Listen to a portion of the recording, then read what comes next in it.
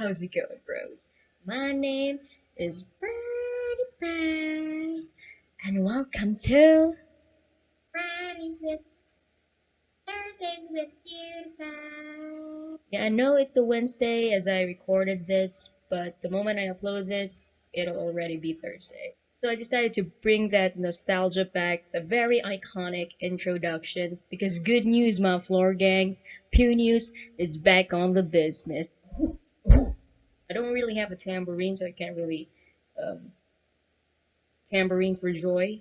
But Pew News is finally back, you guys. Pew News is finally back. If you don't know what Pew News is, you're missing 90% of your life. Pew News is the most reliable news source in the whole world. And as for that, I want you to watch Pew News because it's life changing. Anyways, yeah, as you've noticed, my lips are kind of pink right now. I don't know, pink, I guess.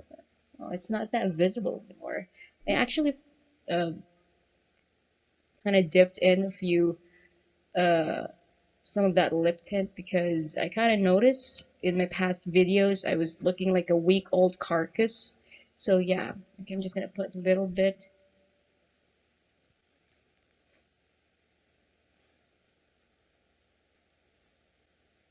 Oh my god.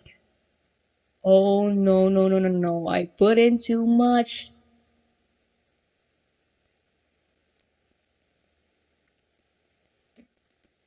Tastes like blood. Okay, so now that's settled and done. I think that's fine. You know what?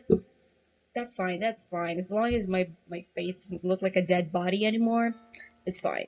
Okay, have you ever experienced as a kid, when you would actually ask your mother or your father or anyone in particular who was actually older than you would actually ask them a bunch of questions because you're actually curious as to why this certain thing is like this or how this thing were to exist. And then they would actually give off very lazy answers or they would just agree to what you were saying even though it's actually pretty wrong. And then as you grow up, you that's the time you actually tend to realize that whatever they were saying back in the past were actually wrong. Mom, yes, dear. Can you tell me where hot dogs come from? Do they actually come from like real dogs? Yeah, yeah, sure, honey. They actually come from dogs. Oh, well, what part of the dogs do they come from? So you see, there are always explanations to certain things. It's not like when you put a dog inside a box, it turns into a hot dog. There's actually like a process, and then I figured out that hot dogs aren't actually made from dogs because dogs are not supposed to be eaten. There's actually a process as to how these things are made. Dogs are not put inside a box and then they suddenly turn into hot dogs like, ooh, magic. There's actually an explanation to certain things. There's always what we call a process. There's always a process as to why things are made or why things actually happen. There's always a scientific explanation. Magics don't fool me no more. There's always a scientific explanation behind magic tricks, and so, thus, there's always an explanation for everything. And so, our topic for this evening will be all about the process of communication. There is a process of communication as well. How does communication take place? In my previous video, I already explained to everyone and to all of you as to the definition for communication, and again, I will repeat it for everyone. I will just reiterate it. Communication is simply the act of transferring information from one person, place, or group or to another. Okay, so that is just the brief definition for communication, just the transferring of information. Now, communication, again, is something that we do on a daily basis. It's very fundamental, especially in the existence of the human life. It's very important, you guys. It's very important. Now, there's actually three parts in communication. So first we have the sender. The next one is the message, and the last one is the receiver or the recipient. Now we are going to be defining these terms and their importance in the process of communication. So now I am going to show you the process of communication through this graphic organizer that I made. Boom, right there. So you can now see the process of communication. Now, this is very easy to understand or to analyze. So if you're just going to look at this illustration here, so we have here the sender, the message, and the receiver. So they are the most important elements in the process of communication. Now, without these parts, there wouldn't be any communication. Communication would cease to exist without either the sender, either the message, and either the receiver. Okay, so what are the roles of these elements in the process of communication? Now, first, let us define the sender. Now, what is the sender? Okay, now who is the sender? Most obviously, this is the person who is actually giving out the message. Okay, in a face-to-face communication, the sender is the person who is giving out the message. And then when we say message, okay, let's proceed to the next element, the message. The message is what the sender is giving out, or the sender is sending. So that is the message. The message is actually the information conveyed into words like speech, signs. It could also be pictures. So a message is actually the heart of communication. Now let us proceed to the very last part of the process of communication, and that is the receiver. Now obviously the receiver is the one who receives the message, the one who actually receives, or who will be the one to decode the message. Now in this illustration that I've shown to you, that is just exactly, I'm sorry, in this illustration that I've given to you, that is exactly how the process of communication works. Now you have the sender encoding the message. Now the sender now transfers this message to the receiver.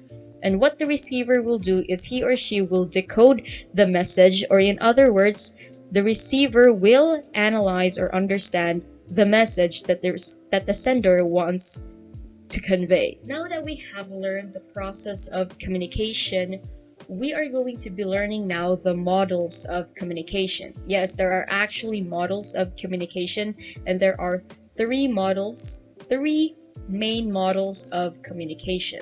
Now I know that some teachers would actually prefer to discuss the proponents present in these communication models, like Laswell's model, Aristotle's model, Shannon Weaver model, Berlin, whoever they are. I know they are very important proponents, but I don't think that it's actually necessary to memorize their names, because in this topic we're just going to be discussing how the models work. We don't have to strain our students into actually memorizing these people. The most important thing is that they actually understand the process of communication. Now we are going to be discussing the types of communication model. So the first type of communication model is what you call the linear communication model.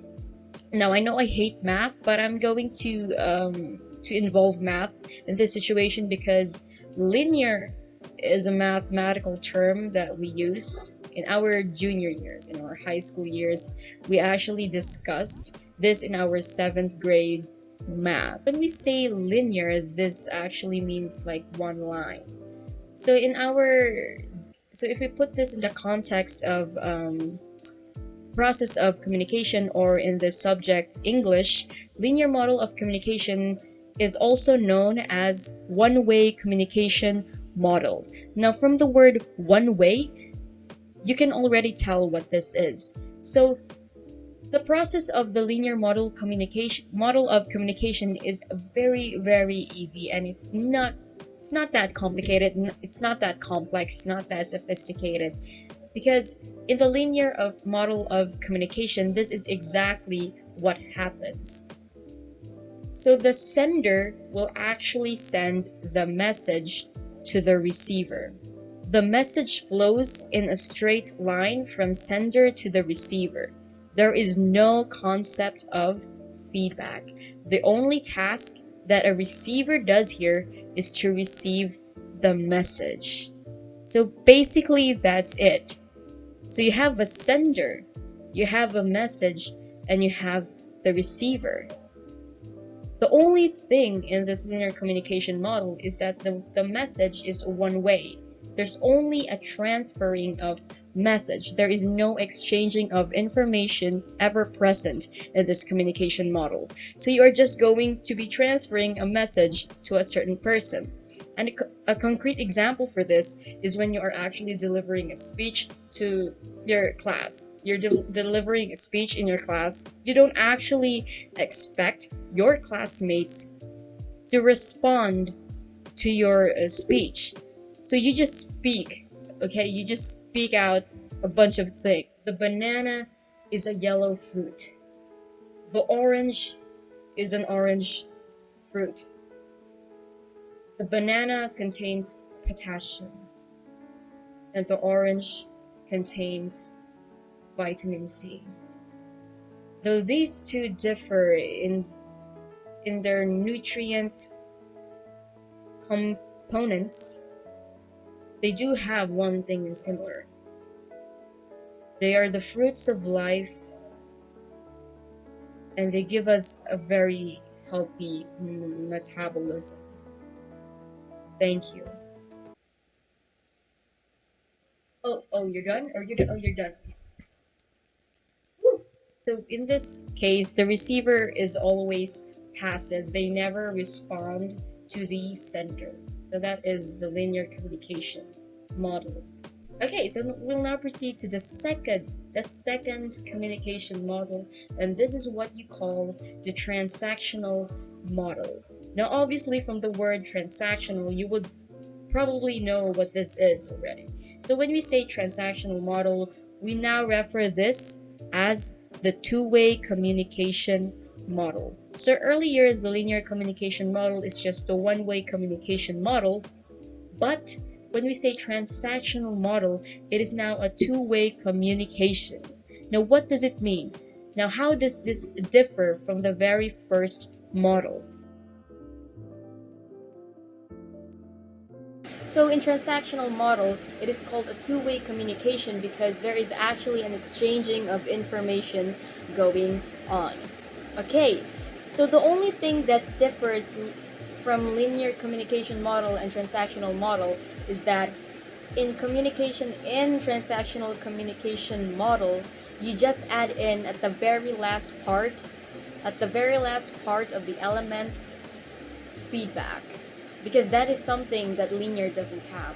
So you have here the sender, the message, and then the receiver, and then lastly the feedback, because the receiver will always have something to say to the sender, and then it goes on a cycle. It's like the sender sending out the message, and then the receiver decoding the message, and then the receiver actually replies to the message to the sender, and then it goes back and it goes on. It's a cycle. So when you're having a conversation with some friends, that is what you call a transactional model. When you are talking with your peers, you're talking with your family, it could be a one-on-one conversation or a group conversation, like a gossip thing. That is also considered as a transactional model. Now lastly, let us proceed to the very last communication model. We have what we call the interactive communication model. Okay, teacher, now what is actually the difference between an interactive model and a transactional model? They kind of sound like the same thing. Well, interactive model is also similar to transactional model, except that it is most likely used in technological advances, like for example the internet, news media, we have books, those things. So here people can actually respond to any mass communication. Example for mass communication are like news, journals, electronic, printed data. Now people can actually exchange their views and their ideas technologically. Actually, that is all for the process of communication and the different models of communication. Now remember there are three parts in the process of communication. We have the sender, the message, and the receiver. The sender, again, is the person who creates the message or who is the one sending the message. The message is the information that the sender wants to convey, and the receiver is the one receiving or analyzing, decoding the message coming from the sender. It's that easy. Okay? So just look at the base words: send, message, receive. Now, when it comes to the models of communication, just remember again the base words: linear, transactional, and interactive. Now, when we say linear, this is always a one-way communication model. Now, when we say transactional model, it is a two-way communication model. Examples for linear communication model are delivering speeches, the state of the nation address coming from the president. They are not supposed to respond, or they are not required to respond. It is just a straight line. This is just a transferring of information. While when we say transactional, there is actually an exchange of information going on to two people. Okay, it could also be non-verbal. Okay, this was actually a question asked by one of my students. So for example, teacher, what if you were talking to someone and this person actually decides to ignore you? Can we consider that as a transactional model? Can we actually consider that as a communication? The answer to that is that we can actually consider this as communication. You know why? Because we consider nonverbal signals as a sign of communication. So you can actually just show signs or signals through your body language, and we can already say that it's communication. Have you ever experienced actually, if you actually watched the movie Bad Genius, that is an example of a nonverbal communication. Now these students are actually exchanging information through body language. So they're doing hand signs, hand gestures, yeah, those kind of things, because they were not actually speaking to one another. They were exchanging information through their body language, and that is considered communication. Now, in his question, teacher, if someone ignores you when you're trying to speak to them, can you consider that as a communication? Now, in this case, you can actually consider this as communication. Now, why? But teacher, he or she is actually ignoring you. He's not acknowledging he's not actually responding to you. In the form of ignoring someone, even when you hear them, that is already a sign of communication. You know why? Because you are showing this person that you don't want to talk to them. You don't want to be associated with them, and that is why you continue to ignore them. That is communication. That is considered as a non-verbal communication. Now, interactive model of communication. Just remember that interactive communication model is the same as a transactional model, except that it involves technological advances. Technology. So we are going to be using printed and non-printed materials, just like the television, the news, videos. What else can we use? Yeah, videos, news, blogs. As long as it comes from the internet, the web, that is considered as the interactive model of communication. Books, yes, we can consider them. Newspapers, that is also considered as interactive model of communication. If you have questions, if you have inquiries, just comment down below, or you can actually just send a direct message to me, especially to my students. This is actually addressed to my grade 12 students. So if you are to my grade 11 students, if you are having issues, or if you have confusions in terms of the subject, in terms of this topic or any other topic in the module, just consult me, okay? Just PM me. Just send a direct message. Just slide into my DMs. I'll respond.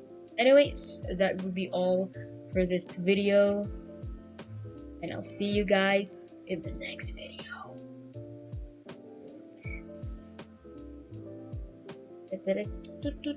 Where is this?